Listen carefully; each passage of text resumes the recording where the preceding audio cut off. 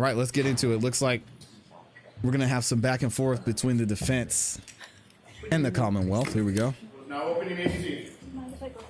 Sure.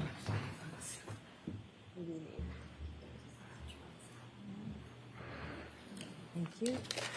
So I was told counsel want to see me at sidebar? Sure. Oh, wow. We got a sidebar already. So that's one. It counts. But we should be able to. Hold on a second. I think they're having a sidebar before we have this conversation about Karen Reed's. Let me go back here. About Karen Reed's charges. So let's skip ahead real quick and see what AJ has to say here. Here we go. We'll start with the required finding argument.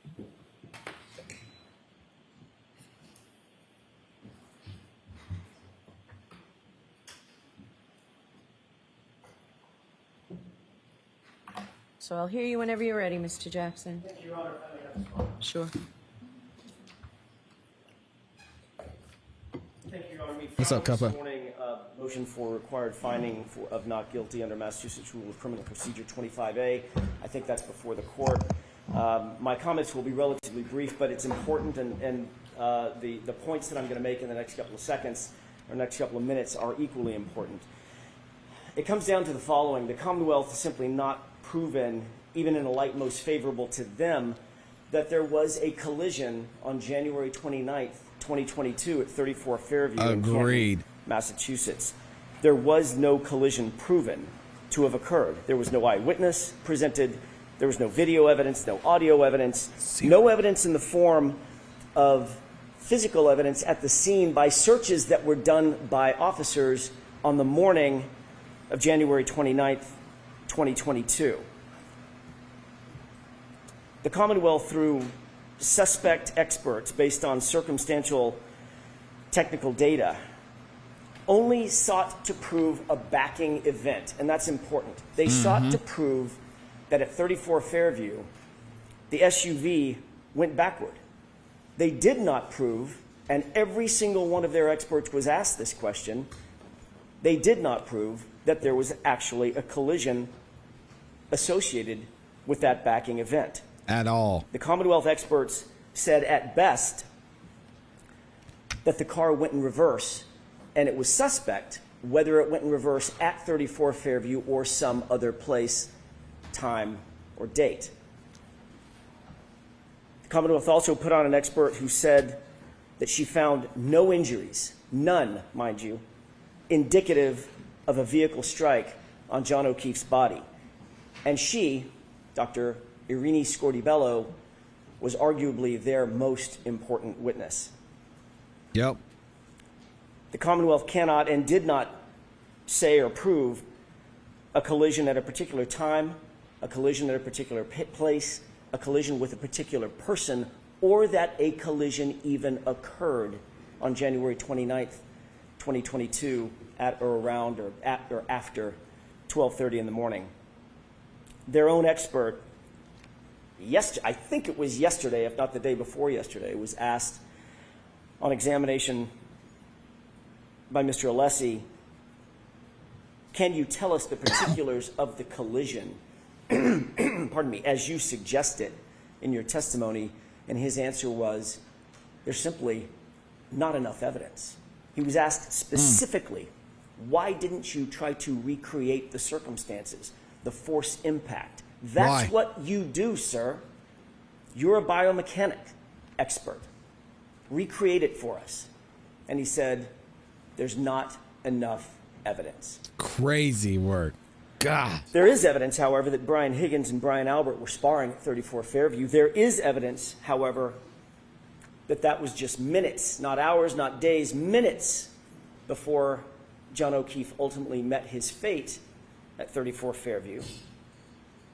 There is evidence that Brian Higgins was love-struck, that he was jealous, that he was aggressively coaxing John O'Keefe out of the waterfall, that he was passively aggressively coaxing Miss Reed to engage with him rather than John O'Keefe. Again, there's not a single eyewitness to a collision. There was not even a single eyewitness to a backing event at 34 Fairview. The court will recall Jennifer McCabe testified that she basically watched the SUV the entirety of the time it was in front of the location at 34 Fairview with Miss Reed in the driver's seat. She saw it pull up once. She saw it pull up twice. She saw it pull up a third time. And then she saw it was gone. And at no time did she ever see the car go in reverse. She certainly didn't see the SUV go in reverse at a high speed. And she darn sure didn't see the car go in reverse at a high speed and strike a pedestrian. Her focus was defined enough to see thin tire tracks in a dusting of snow, thin enough, I think the phrase was, to track a cat. That's how detailed she was in her observations, yet she did not see John O'Keefe hit by an SUV. She did not see John O'Keefe's body in the snow, in the yard, laying prostrate, a 216-pound, 6'1" man in the snow, directly in front of the SUV she was tracking the entire time. There are two other witnesses, Ryan Nagel, Heather Maxson. They both noted that John O'Keefe, not that they didn't see him, Your Honor, that John O'Keefe was not in the vehicle when they were behind him. They lied. Dome light was on. They could see inside the interior of the vehicle. Miss Reed was sitting there with her hands at 10 and 2, and the passenger seat, notably and markedly, was empty. He was not outside the vehicle. He wasn't standing. It's not true. He wasn't sitting. He wasn't lying down. There's only one place he could be: inside the curtilage of the home, inside the house, or inside the garage. Not one witness that was inside the house, not one passerby, not one neighbor, not one plow driver ever saw John O'Keefe's body laying prostrate in the snow that morning. Not one. Not until Karen Reed found Mr. O'Keefe at about 6:03.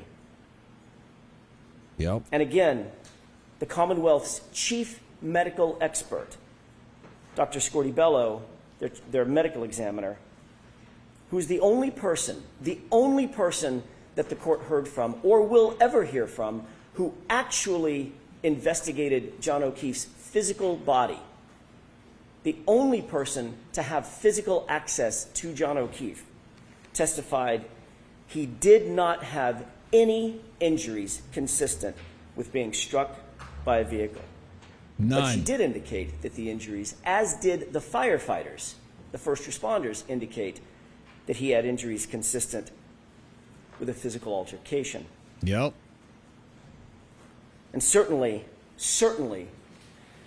as to counts 1 and 3, no evidence has been presented or proffered whatsoever by the Commonwealth that Karen Reed intended to run over and harm John O'Keefe in any way, shape, form, or fashion. Hearken to the video at C.F. McCarthy's. Hearken to the video at the waterfall. Every witness confirmed what our eyes could see. That night, John O'Keefe, Karen Reed were loving, caring, affectionate. There's absolutely no evidence that Karen Reed had an intent to harm John O'Keefe, or that she that after the fact, that she intended to leave him for dead, because there was no fact to be after. There was no collision in the first place. The Commonwealth's case, certainly on counts 1 and 3, taken separate from count 2, because of the mens rea associated with counts 1 and 3, fails miserably. The Commonwealth, at the end of the day, has presented their best case. They've done their best. Some would say they've done their worst. And their case has failed. No reasonable jury, hearkening back to the standard under Rule 25, no reasonable jury could find Karen Reed guilty of count 1, count 2, or count 3. But taking count 1 and 3 aside, those are separate counts because of the mens rea required and the high burden that's required, even taken in the light most favorable to the Commonwealth. What evidence have they proven that Karen Reed intended to kill or harm John O'Keefe, or that she intended to leave him for dead in the snow? The answer is none, zero. No reasonable jury could find Karen Reed guilty. He's This right. case never should have been brought in the first place. There are reasons that I won't go into here. The court knows those reasons, or knows our position on those reasons. This was a vindictive prosecution, and I believe that the court is duty-bound pursuant to the precepts of Rule 25A, as well as the principles of justice, to dismiss all three counts, and certainly taking count 1 and count 3 aside, the court is duty-bound to dismiss those 2 counts. Thank you.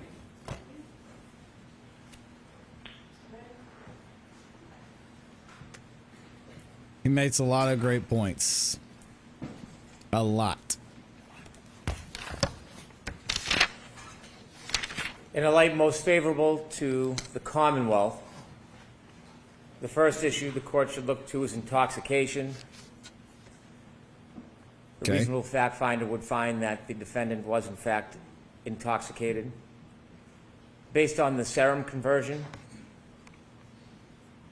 and based on Karen Reed's statements herself, you've heard many, many admissions by the defendant about her level of intoxication, which far surpassed the statutory mandate that she consumed alcohol in a way that would affect her ability to operate safely. The jury is not Those in, are by the way. just 2 of the cornerstone pieces of intoxication, which are clear, light most favorable to the Commonwealth, a reasonable fact finder could find beyond a reasonable doubt. The evidence of collision is abundant.